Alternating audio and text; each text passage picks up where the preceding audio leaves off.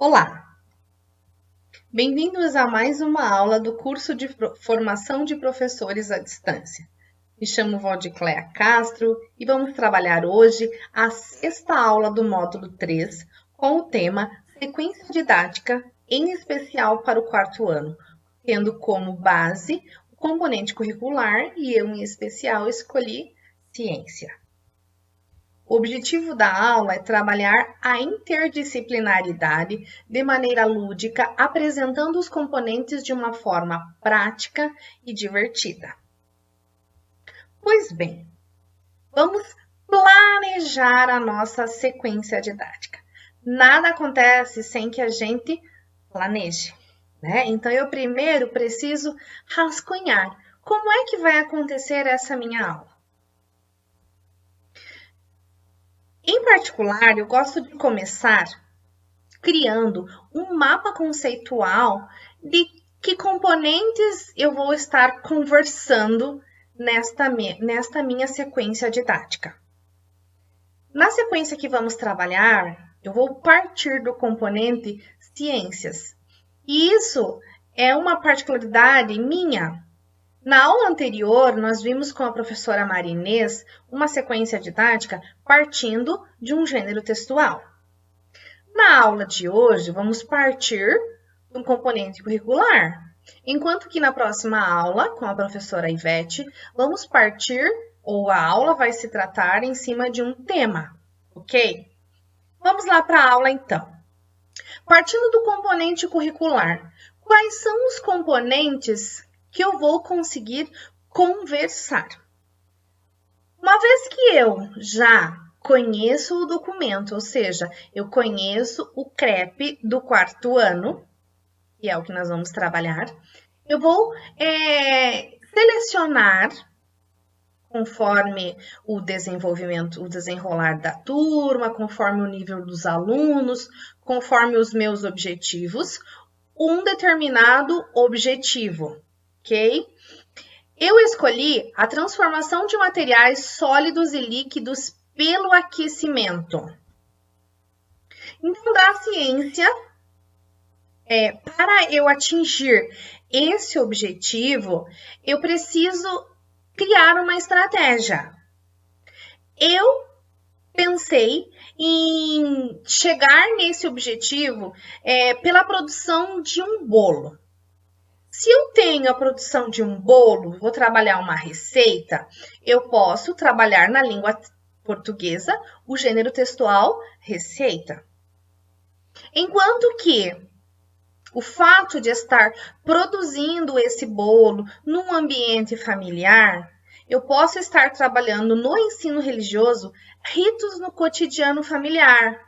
Porque o simples fato de você produzir um bolo em casa, no ambiente familiar e todo o contexto envolvido, traz muitas consequências emocionais para a criança. Na matemática, posso trabalhar operações e medidas de capacidade, tanto no sólido quanto no líquido. Se eu produzir um bolo, esse bolo foi feito de alguma coisa, ou seja, na geografia, vou trabalhar matéria-prima.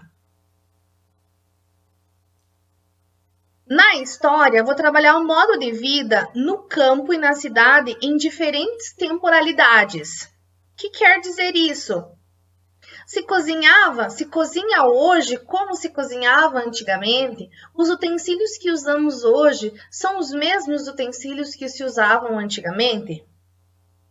Na arte, vamos brincar de mímica, vocês vão entender, porque eu vou utilizar ou um alimento, ou uma fruta, né? Uma vez que eu estou falando ali de comida, de certa forma. Na educação física, uma brincadeira também, que tem como título Salada de Frutas, e eu vou amarrar ela ou interligar com a disciplina ou com o componente de língua inglesa. Vamos lá. Quando eu vou construir um plano de aula interdisciplinar, eu preciso desses tópicos aqui, certo? Inclusive, a secretaria passou para os professores que o nosso plano de aula tem que conter todos esses tópicos aqui. Então, eu preciso ter um autor, no caso, é o professor, o ano ou turma em que esse plano de aula será pensado, o tempo para essas atividades, aí, unidade temática, objeto do conhecimento, objetivos de aprendizagem, conteúdos, tudo isso eu vou retirar lá do CREP, certo? Eu preciso ter esse documento aqui em mão para que eu possa fazer o meu plano de aula interdisciplinar. Eu não posso simplesmente escolher um conteúdo sem que ele esteja aqui, certo? O encaminhamento metodológico é a forma com que eu vou desenvolver aqueles objetivos de aprendizagem que eu selecionei, a avaliação, as estratégias que eu vou estar tendo para ver se o meu aluno compreendeu ou assimilou esse conteúdo e as referências bibliográficas da onde que eu estou tirando isso, certo? Essa é a estrutura. O meu plano precisa ter todos esses tópicos aqui. Mas eu, em particular, primeiro eu gosto de identificar. Bem, tem algumas...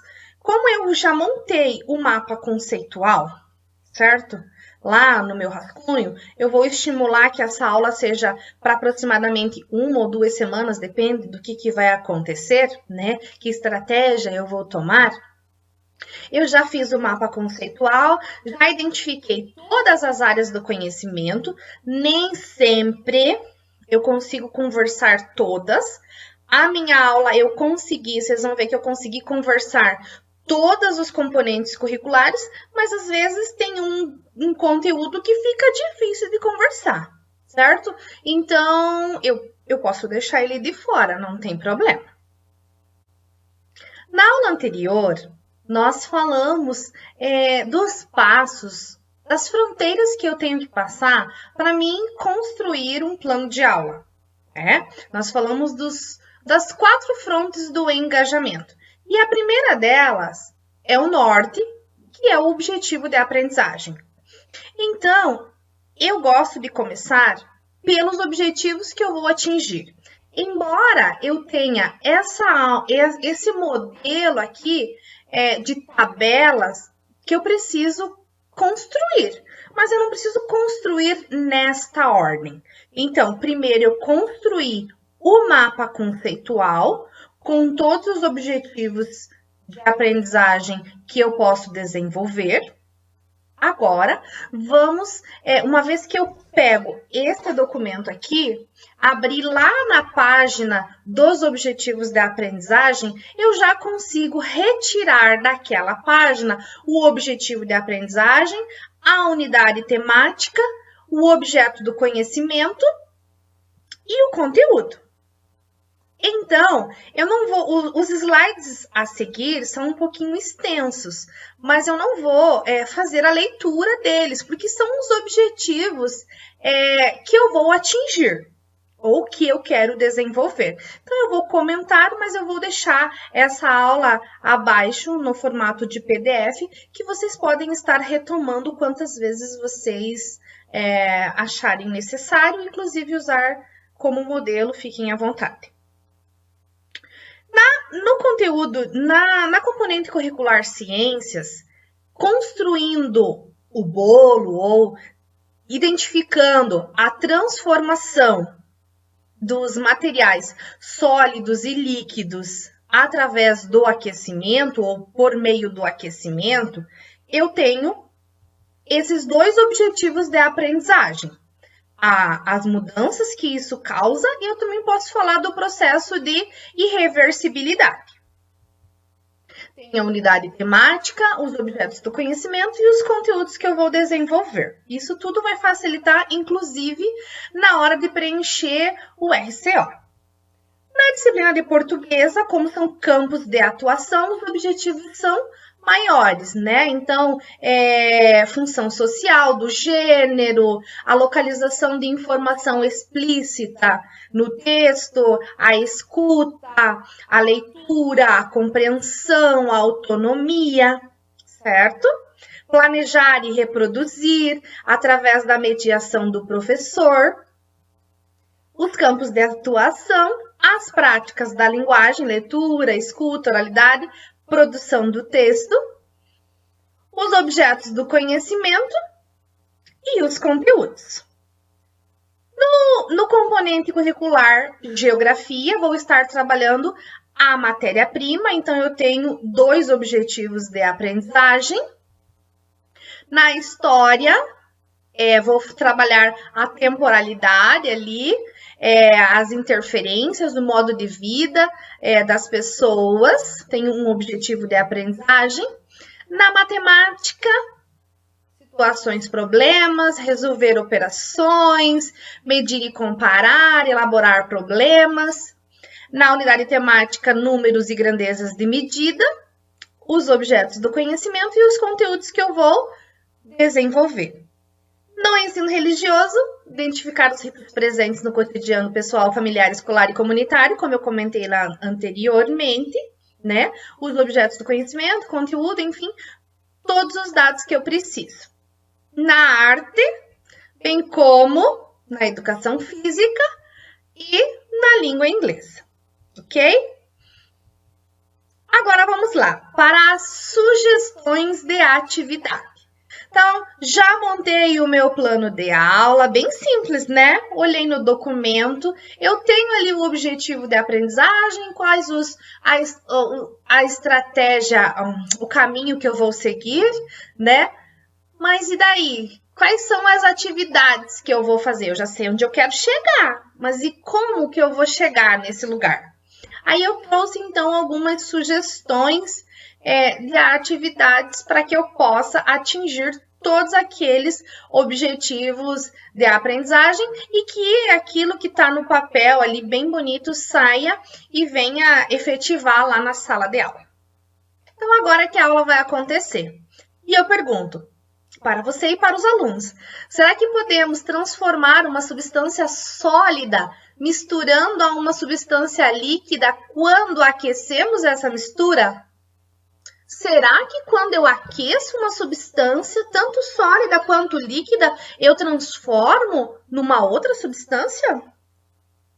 Vamos questionar os alunos, porque eu preciso saber que conhecimentos eles me trazem. Será que eles já já ajudaram a mãe ou o pai ou alguém da família a fazer um bolo? Quem já fez um bolo aí em casa?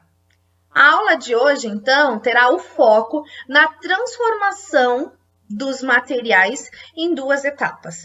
A primeira vai consistir na mistura dos ingredientes sólidos e líquidos, bem como a análise da mesma.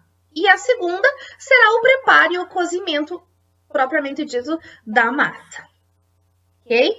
Vamos construir o bolo. Então, eu preciso oportunizar os alunos ou mostrar aos alunos, questionar a diferença das texturas, que eles peguem, que eles sintam a farinha, que eles consigam sentir o cheiro, que eles possam ajudar a cortar, se precisar alguma coisa. Então, a primeira etapa é organizar os alunos, ou em semicírculo, ou a forma que você queira, né, numa bancada, ou enfim, e perguntar para eles quais são os ingredientes que eu vou utilizar para fazer um bolo. Será que eles têm ideia de que ingredientes eu vou colocar para ter aquele bolo bem gostoso que às vezes a gente compra na panificadora ou que lá em casa alguém faz? Eu preciso fazer perguntas do tipo, se eles já viram como que é feito um bolo, se eles já ajudaram a fazer, que materiais eu utilizo, que ingredientes que eles conhecem, né, para se fazer um bolo, que tipo de bolo que eles conhecem ou que eles gostam, eles vão adorar falar que gostam de bolo de chocolate, bolo de cenoura, bolo de laranja, né? Que etapas são necessárias para se produzir esse bolo. Então, eu preciso ouvir e pedir para que eles compartilhem a ideia deles. Vamos lá. Eu trouxe uma receita de bolo, mas você poderia utilizar qualquer receita, né? A da tua preferência ou aquela que tem lá no teu livro didático. Eu trouxe uma receita, inclusive essa receita eu tenho várias formas de medida. Então eu posso, inclusive, explorar isso muito mais no decorrer da aula.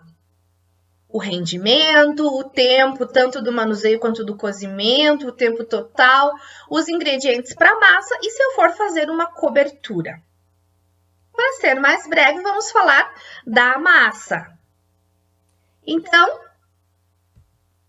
primeiro, já que nós vamos fazer o bolo, precisamos apresentar para as crianças a receita, fazer a leitura, né? Mostrar os ingredientes, a quantidade que vai de cada uma, mostrar, né, a eles a textura de cada um, o cheiro, permitir que eles ajudem no processo, tanto a mexer quanto colocar os ingredientes, que eles consigam experimentar um pouquinho do bolo. Quem nunca gostou de passar o dedo na tigela ou na bacia depois que o bolo foi feito lá pela mãe ou pela avó ou por alguém da família? E isso não te traz lembranças? Não é bom lembrar de que você adorava passar o dedo na bacia? Competia com o irmão? Lá em casa acontecia isso, eu adorava lamber a colher. Pois bem, nesse momento, eu posso pedir para que as crianças, inclusive, sintam o sabor dessa massa. Que eles consigam fechar os olhos e tentar identificar quais sabores ou quais ingredientes estão presentes ali. Eu consigo identificar o gosto da farinha? Do óleo? Da cenoura? Do açúcar? Será divertido e muito prazeroso essa aula para os alunos, tenho certeza disso.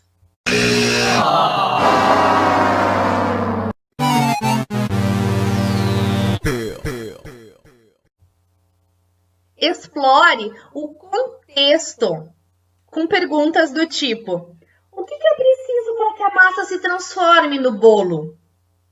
Que tipo de condições a massa deve ser submetida para se tornar um bolo? Porque uma vez que eu tenho essa mistura, como é que eu vou ter, então, agora aquele bolo bonito? Será que eu preciso resfriar, aquecer?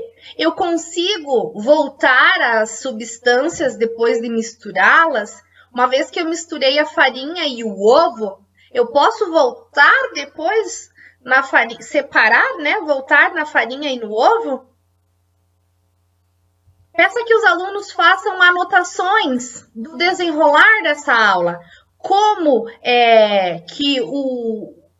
que fica essa mistura antes e depois? Peça a ajuda deles. Inclusive, podemos formar grupos, 3, por exemplo, e distribuir tarefas, onde um grupo vai untar a forminha, um tabuleiro, ou se você escolher fazer cupcakes, então separar as forminhas. Outro vai ficar responsável em despejar a massa nas forminhas ou no tabuleiro, e o outro grupo ainda fica responsável por contar o tempo.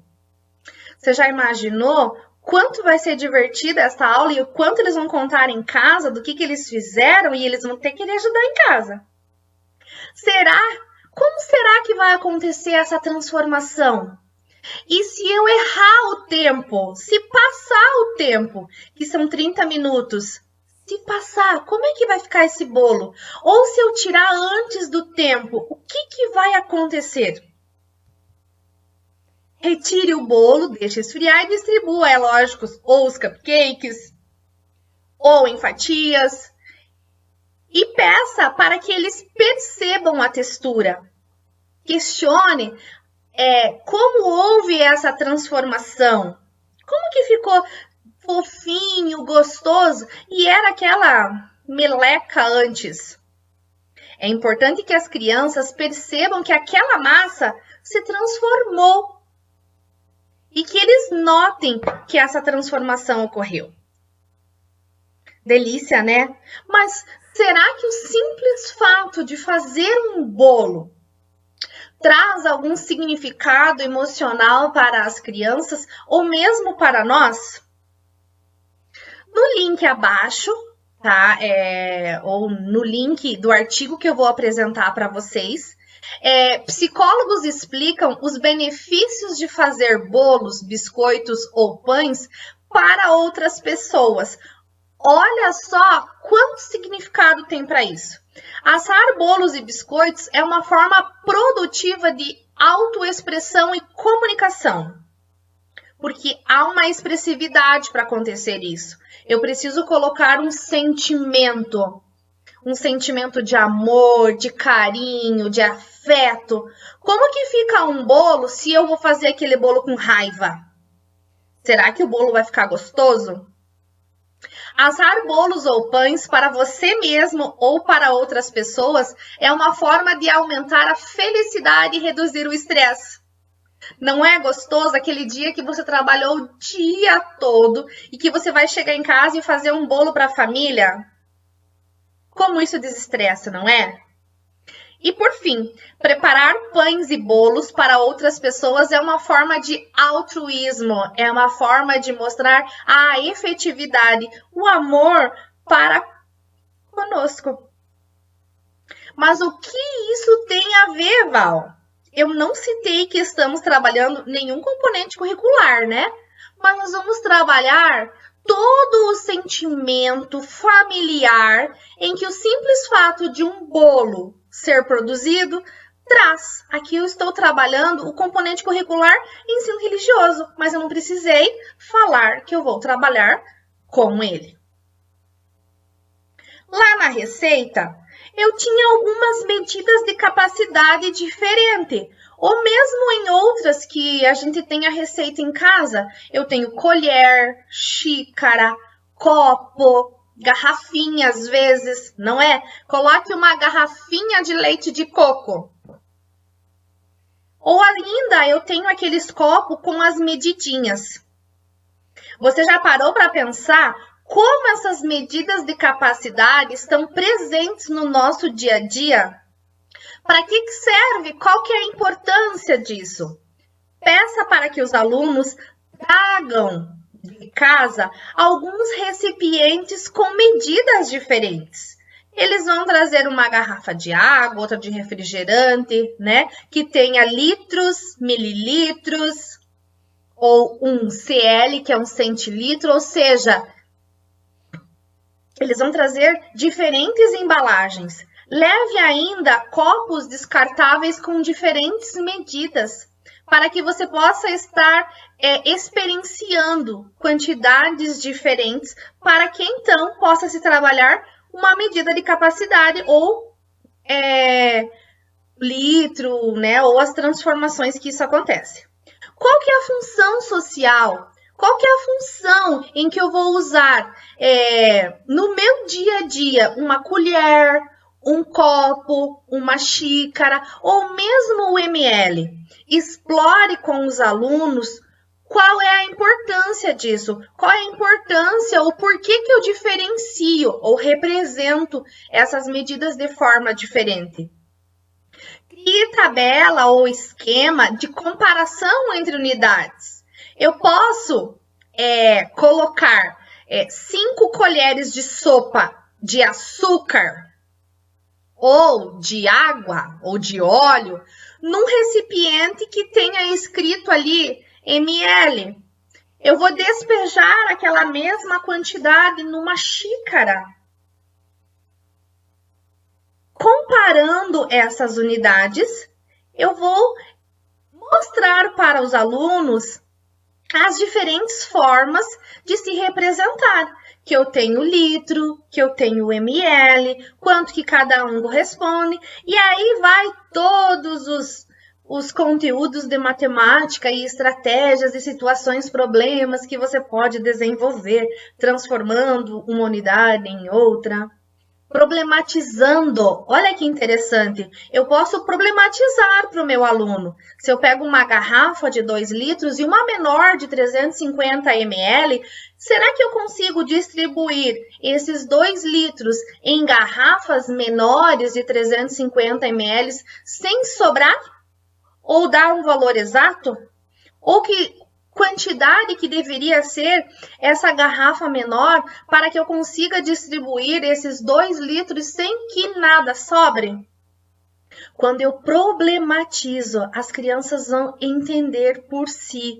Eu vou estar criando uma metodologia ativa, onde eles vão estar experienciando situações novas e chegando no conhecimento por conta. Lembram daquele bolo que nós produzimos lá no começo? Pois bem, esse bolo foi feito de alguma coisa. Então, eu tenho a matéria-prima. Que tipo de matéria-prima? Que tipos de matéria-prima eu tenho? Será que essa matéria, ela é derivada de alguma coisa ou ela é inicial? Trago, então, um vídeo que ele exemplifica ou ele explica o que é a matéria-prima e depois um outro onde ele explica, além da matéria-prima, os derivados. De que origem é essa matéria-prima, se ela é vegetal, mineral, animal. E, por fim, aonde é que vai chegar essa matéria-prima e seus derivados? Tanto na produção, depois na circulação, no consumo, até chegar à nossa casa. Que ações os alunos podem ter após assistirem esses vídeos, após você questioná-los? Criar mapa conceitual, fazer resumos, outras pesquisas. Após identificar ou trabalhar, entender sobre matéria-prima, falar da produção de bolo, eu vou questionar o meu aluno. Será que os instrumentos que a mãe usa na cozinha ou que a gente usa na cozinha lá na nossa casa hoje são os mesmos utensílios que se usavam antigamente? Observe agora nas imagens a história da cozinha no Brasil. As transformações ocorridas com os instrumentos de cozinha ao longo do tempo. Olha como era que se cozinhava antigamente. Literalmente num fogo de chão, né? Se fazia um fogo entre as pedras, se armazenavam os alimentos, carnes dos animais, numa carne solada, né? Se colocava no sol, salgava. Os alimentos ali eram assados num fogo no chão, praticamente. As panelas eram de ferro. Passou um pouquinho tempo, né? A água agora já é encanada, não faço mais fogo no chão, agora eu já tenho um fogão, o fogo já está sob controle, tenho utensílios, panela, a água agora já é gelada num jarro de barro. E hoje, como que é a nossa cozinha? Olha quantos materiais elétricos eu tenho, o meu fogão, micro-ondas, a geladeira, não preciso mais fazer carne de sol. Olha quanta coisa eu posso explanar em simples 3 imagens. Ainda posso utilizar uma pesquisa sobre os utensílios de cozinha que se utilizavam antigamente em casa, através de conversas com os familiares, com fotos que às vezes eles têm, ou fotos retiradas da internet, de revistas, ou ainda em livros. Olha que bacana aqui essas imagens. Os talheres de antigamente, aquele fogão ali, que tinha uma serpentina. Gente, é tanta curiosidade que a gente pode estar trazendo para os nossos alunos. E eu tenho certeza que eles vão trazer muito mais de casa. E por fim, eu posso finalizar isso, né? Olha outras pesquisas aqui, outros instrumentos. Posso finalizar com uma visita no Museu da Colonização da nossa cidade, né? Lá no museu nós temos um acervo de utensílios de cozinha utilizado antigamente. Bora brincar? Hora da brincadeira! Como assim, Val? Vamos brincar de mímica. Temos a componente curricular arte. Como que é essa brincadeira, Val? Todo mundo já brincou de mímica, né? Que eu tenho que fazer uma mímica e as pessoas têm que adivinhar ou acertar aquilo que eu estou representando. Então, eu posso escolher uma fruta, estou falando de bolo, posso falar de bolo de banana, não é? Ou que tipos de bolo que eu poderia ter. Enfim, vou escolher aqui uma fruta. Banana. Como é que eu vou representar uma banana? Posso simplesmente fazer isso daqui. Ou eu posso imitar um macaquinho, não é? As crianças vão ter que identificar, através de uma mímica, através de uma representação, aquilo que ela tem ali que decifrar, né? Uma fruta ou uma comida, enfim, você que pode determinar. Se estamos falando de frutas, né? Podemos fazer uma outra brincadeira, agora aqui no componente curricular de educação física, né? Salada de frutas. Inclusive, também tenho aqui o link desta brincadeira. Quem já brincou de salada de fruta? Como é que funciona? Vamos formar círculos. Eu vou escolher, por exemplo, 4 frutas. Laranja, banana, maçã e limão. Cada aluno vai ser uma fruta, mas só esses 4. Banana, laranja, maçã, limão. Banana, laranja, maçã, limão. Vou fazendo isso até encerrar. Todas as crianças, cada uma vai ser uma. Agora vamos brincar. Quando eu falar a fruta banana, todos os que são bananas precisam trocar de lugar. Porém, uma pessoa vai ficar de pé e essa pessoa tem que sentar no lugar de alguém, certo? Falei limão. Todo mundo que é limão troca de lugar. Uma pessoa vai ficar de pé porque eu deixei uma cadeira a menos. Quando eu falar salada de fruta, todo mundo troca de lugar e uma pessoa vai sobrar da mesma forma. Posso fazer a mesma brincadeira agora utilizando frutas em inglês. Posso falar banana, apple, lemon, ou seja lá, todas as frutas que eu vou utilizar. Certo? Gente, nesta sequência didática, eu utilizei todos os componentes curriculares e eles conversam entre si. É fácil fazer isso? Claro que não, porque isso é a prática, depende de quanto você costuma fazer, né? Mas eu tenho certeza que com a prática, nós conseguimos. E quanto à avaliação? Precisamos avaliar o tempo todo, através de observação, a participação dos alunos, o interesse, a atitude deles, inclusive observando a motivação e o entusiasmo, porque quanto mais motivados e entusiasmados eles estiverem, é sinal que eles estão aprendendo.